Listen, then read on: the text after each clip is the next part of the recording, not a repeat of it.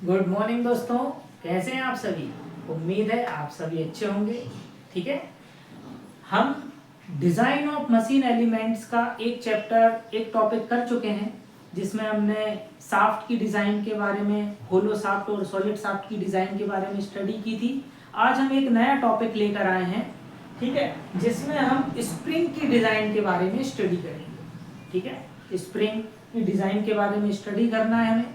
ठीक, अच्छा, इसमें जो बेसिक्स क्वेश्चन आते हैं यूनिवर्सिटी एग्जाम में, डिप्लोमा इंजीनियरिंग में या बीटेक बी में, वो बेसिक्स क्वेश्चन आते हैं। ठीक है, हालांकि मैं आपको क्वेश्चन गेट और आईएएस लेवल के भी करेंगे हम।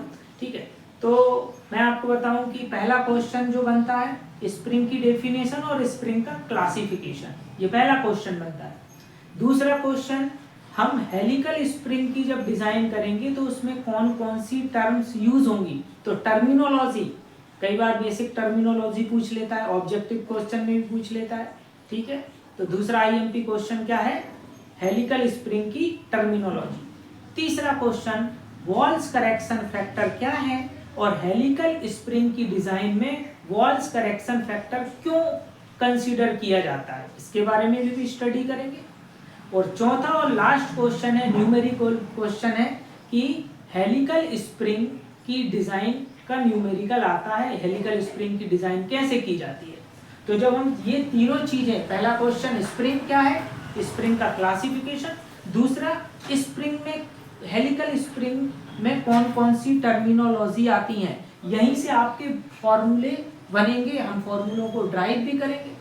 और तीसरा क्वेश्चन आता है वॉल्स करेक्शन फैक्टर क्या है, हेलिकल स्प्रिंग की डिजाइन में वॉल्स करेक्शन फैक्टर को क्यों कंसीडर किया जाता है। और जब ये तीनों क्वेश्चन को अच्छे से बन जाएंगे, उसके बाद हम हेलिकल स्प्रिंग की डिजाइन का न्यूमेरिकल आसानी से, इजी तरीके से सॉल्व कर पाएंगे।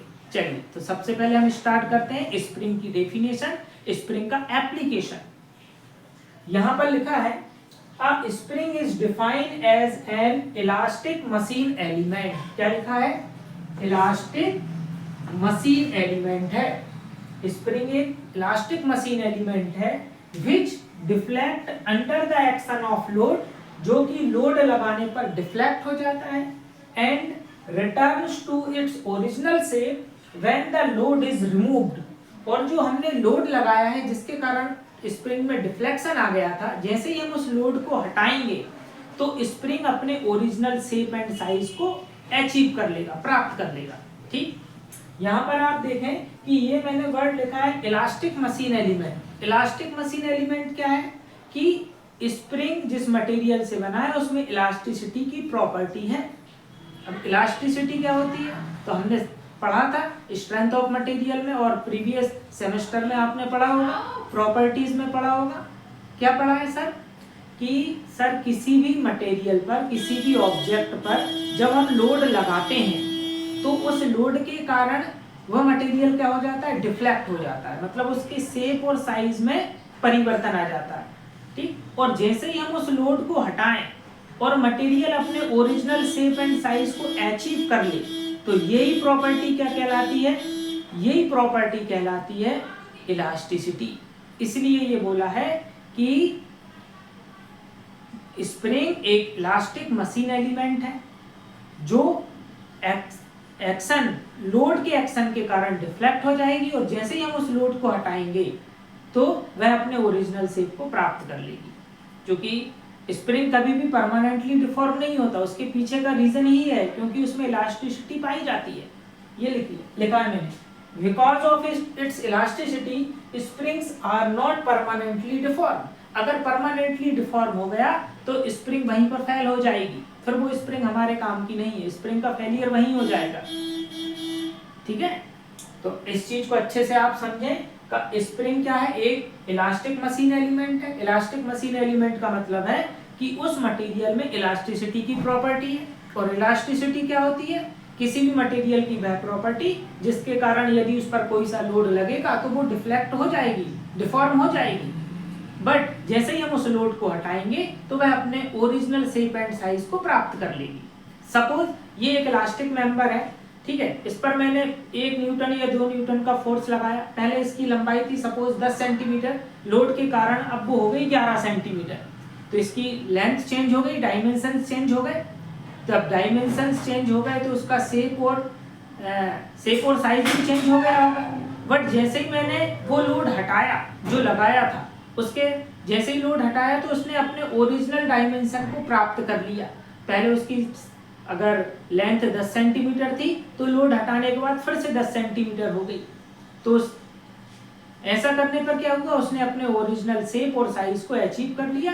यही प्रॉपर्टी इलास्टिसिटी कहलाती है और ये प्रॉपर्टी स्प्रिंग्स मटेरियल में होती है। इसीलिए हमने इसे बोला स्प्रिंग एक इलास्टिक मशीन एलिमेंट है जो लोड लगाने पर डिफ्लेक्ट हो जाएगा और जैसे ही हम उस लोड को हटाएंगे तो वह अपने ओरिजिनल शेप को प्राप्त कर लेगा। इलास्टिसिटी के कारण ही स्प्रिंग कभी भी परमानेंटली डिफॉर्म नहीं होती। अगर परमानेंटली डिफॉर्म हो गई तो वहां पर स्प्रिंग का फेलियर हो जाएगा। ठीक, अब हम देखते हैं स्प्रिंग्स का कहां पर यूज होता है, एप्लीकेशन। ठीक है, springs are used to absorb shocks and vibration in vehicle suspension springs. जो आपका व्हीकल सस्पेंशन सिस्टम होता है वहां पर जो भी शॉक्स और वाइब्रेशन होते हैं उनको एब्जॉर्ब करता है, वहां पर स्प्रिंग का यूज होता है। दूसरा एप्लीकेशन बताऊं, बच्चों के जो खिलौने होते हैं, है ना, जो घड़ियां होती हैं, है ना, वहां पर भी स्प्रिंग का यूज होता है एनर्जी को स्टोर करने में। आपने देखा होगा बचपन में बच्चों के वो खिलौने आते थे जिसमें हम चाबी भरते थे। तो चाबी भर के हमने क्या करा, वहां पर स्प्रिंग लगी होती, जैसे हम चाबी को रोटेट करते थे तो स्प्रिंग कंप्रेस हो जाती थी, उसमें एनर्जी स्टोर हो जाती थी और जैसे ही हम हाथ हटाते थे तो वो स्टोर एनर्जी फिर धीरे धीरे रिलीज होती थी, जिसके कारण गाड़ी आगे बढ़ती थी, बच्चों के खिलौने बढ़ते थे। तो स्प्रिंग्स का यूज टॉयज में, वॉचेस में यूज होता है एनर्जी को स्टोर करने में। ठीक है, अब इस उम्मीद है आपको स्प्रिंग की डेफिनेशन और इलास्टिसिटी की जो प्रॉपर्टी होती है वो समझ में आई होगी, उसका एप्लीकेशन समझ में आया होगा। अब जस्ट अ वेट, मैं ब्लैक बोर्ड पर यहाँ पर स्प्रिंग का क्लासिफिकेशन आपको समझाता हूँ।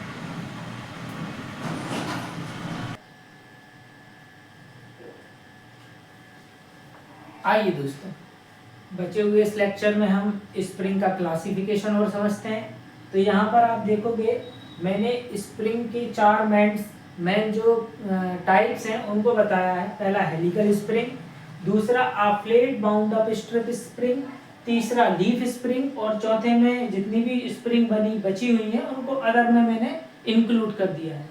अब यहाँ पर एक हेलिकल स्प्रिंग क्या होती है, देखिए सबसे पहले मैंने एक पतला वायर लिया, ठीक है, वायर लिया, उस वायर को मैंने हेलिक्स शेप में राउंड अप करता गया। तो हेलिक्स शेप में जब मैं एक वायर को राउंड अप करता जाऊंगा तो वहां पर जो स्प्रिंग बनती है वो हेलिकल स्प्रिंग बनती है। अब हेलिकल स्प्रिंग में एक होती है हेलिकल कंप्रेशन स्प्रिंग, दूसरा होता है हेलिकल एक्सटेंशन स्प्रिंग। और हेलिकल एक्सटेंशन स्प्रिंग में भी 2 पार्ट्स होते हैं, close coil helical spring, open coil helical spring. और इसका जो तीसरा पार्ट है हेलिकल टॉर्सनल स्प्रिंग, तो ये हेलिकल स्प्रिंग के अंतर्गत आता है। हेलिकल स्प्रिंग कैसे बनता है, जब हम किसी वायर को, उस वायर को जब हेलिक्स शेप में राउंड अप करते जाएंगे तो जो स्प्रिंग बनेगी वो हेलिकल स्प्रिंग रहेगी। हेलिकल स्प्रिंग को 3 कैटेगरीज में बांटा गया है, एक हेलिकल कंप्रेशन स्प्रिंग, दूसरा हेलिकल एक्सटेंशन स्प्रिंग और तीसरा हेलिकल टॉर्सनल स्प्रिंग। अब हेलिकल कंप्रेशन स्प्रिंग क्या है कि जैसे ही मैंने उस वायर को हेलिक्स शेप में राउंड अप किया तो हेलिकल स्प्रिंग बनी।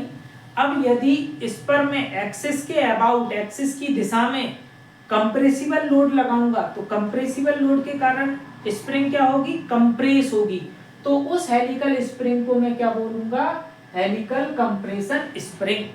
कि हेलिक्स शेप में राउंड अप किया, अब मैं उस पर जो लगने वाला लोड है वो कैसा है, कंप्रेसिबल नेचर का है। कंप्रेसिबल नेचर का होने के कारण ये स्प्रिंग क्या होगी, कंप्रेस होगी।